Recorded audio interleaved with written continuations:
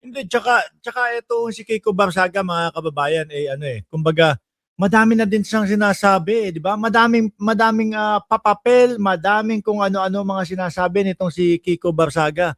Kung matatandaan niyo mga boss chief amo sir, pumunta pa nga yan doon sa harap ng sa harap ng Forbes Park 'di ba? Nag-ano siya doon, ano tawag doon? Yung nagpoprotesta at sumigaw din yan mga kababayan sumigaw din si Kiko Barsaga. Ang sabi niya, um, pinoprotektahan daw ng mga magnanakaw yung magnanakaw. Sabi ko, naku po, yari kapag ka ito nakasuhan ng mga nakatira doon sa Forbes Park, yari itong si Kiko Barsaga. Mas lalo hong kukuluntoy ito mga boss chief amos.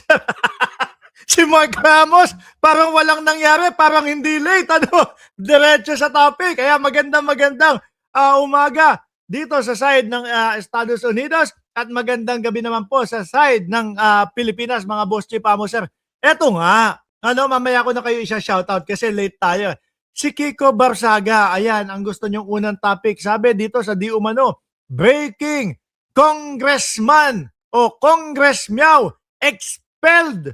Mga boss chief amo sir, I am Maloy, shoutout sa iyo. Trining Lozano, Lucy at si Luis Lizano at NTU Sales, expelled na. Sabi buong Ceresa Force family.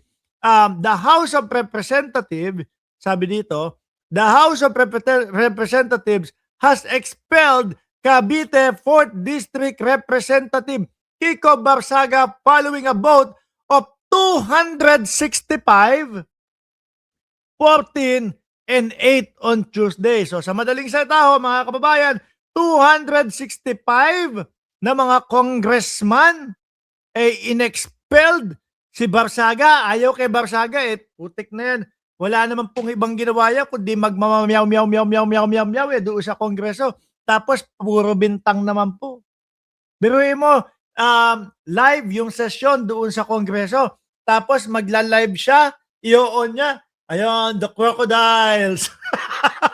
Paano naman, Kiko Barsaga, yung mga mahahagip ng iyong cellphone ng mga panahon na yon na gumagawa naman na mabuti at nagtatrabaho ng maayos?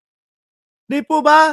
Ibig sabihin, 265 ang bumoto kay Kiko Barsaga na mapatalsik, ma-expelled sa Kongreso. 14 mga kababayan ang hindi pabor na ma-expelled si Kiko Barsaga. Isa-isahin nga natin kung sino yung mga 14 na yun. For sure, 3 sa Duterte. Si Pulong, yung anak na napakabango, no? Kapag ka nakikita ko yung anak ni Pulong Duterte na congressman, pagkabango-bango ng tingin ko. Tapos yung pamangkin, 3 na agad. 'Di ba? Sino pa? Sino pa yung nakalimutan ko na iba, pero ka-14 na lang. Tapos ang lakas-lakas ng loob ng mga DDS, natakutin yung mga congressman na kapag bumoto daw po sa impeachment ni Sara Duterte ay may kalalagyan sa susunod na eleksyon. Anak ng pusa naman yan mga DDS. Saan nyo naman pinagkukuha yung mga katarantaduhan ninyo na naiisip? Naalala nyo yung congressman, no?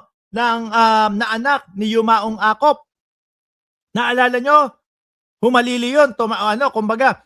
Tumakbo sa pagka-congressman dahil nga po si Kong Akop ay namayapa na sinuportahan ng vice-presidente ni Sara Duterte ninyo. Yung kalaban ni Akop, ano nangyari? Tinambakan. Tapos ang lakas-lakas ng loob ninyo, malakas pa kayo at madami pa ang natatakot sa mga Duterte. Dahil sasabihin ng mga DDS dyan, lagot ka boss, sa 2028 saan ka magtatago? Bakit? Ipapapatay ako ng mga Duterte? Pagbabantaan din ang buhay ko ng mga Duterte? Pagkaliit-liit kong vlogger, papatulan ba nila ako? No? Yun, yung kagaya nila Boss Mike Cervera, yun yung mga malalaking mga vloggers mga boss chief amo sir. Di ba? Pero parang pinapatunayan lang ng mga DDS na kapag against sa kanila mga kababayan, ipapatsugi nung mga idol nila. Di po ba? Tuloy natin. The House of Representatives has expelled Cavite Port District Representative Kiko Barsaga following the vote of 265, 14, and 8. Siguro yung mga miski ho yung mga bumoto dito kay Kiko Barsaga na mga kababayan niya diyan sa Cavite, sabi, buti na lang na-expelled. Bakit? Kasi nagkamali ako ng boto niya. Akala ko magaling, mahusay. Yung pala, ang gagawin lang, malapusa lang pala ang paggagawin doon sa loob ng Kongreso. Masahol pa ho sa hayop ang ugali nitong si Kiko Barsaga, mga boss. Di ba, Jenny Ramos? Kakaway-kaway ka dyan. The House Committee on Ethics and Privilege reportedly recommended expulsion citing disorderly behavior and conduct unbecoming of a member the chamber after a series of prior suspension. Breaking news, May 14, 2026. No, Kiko Barsaga, pinatalsik sa camera, 2265, 14, 8. Naku, kahit 2028 na, di kami takot na babagsak na mga Duterte mula sa national to local. Wala ng Duterte ang mananalo. Tingin ko ho, ganyan nga po, mga kababayan. Mobalabs na. Isa-isahin natin yung mga congressman na siniraan ni Vice Presidente nung panahon ng eleksyon. Joel Chua, pinuntahan pa niyan sa Maynila. Para lang ikampanya yung kalaban ni Joel Chua. Ano po ang ending, mga kababayan? Wala din, nga din. Panalo pa din si Joel Chua, tambakol yung kalaban. Beatrix Luistro, sinugod pa ng Vice Presidente. Doon sa distrito ni Beatrix Luistro. Ano ginawa? Sabi, may utang daw na 8 to 9 million ang asawa at si Beatrix Luistro sa mga Duterte. Hiningan na resibo, hiningan ng ebidensya. Sige nga po, madam, pakilabas nga po ang inyong ebidensya para naman mabayaran namin kayo. Aba, kapag ka ikaw yung naniningil ng utang at hinihingin ka ng invoice para bayaran ka, dali-dali kang magbibigay nun. May binigay ba ang Vice Presidente o tumahimik lang para mamatay yung issue kasi mapapahiya? Di ba ganun lang ang ginagawa nila? Pero itong mga congressman na nagpupush ng impeachment, mga kababayan, karamihan po sa kanila nakabalik sa Kongreso. Ito naman pong mga congressman na mga kupal na mga kagaya lang nito, walang ibang ginawa kundi manira, natatanggal. Naaalis. Sana magtuloy-tuloy na.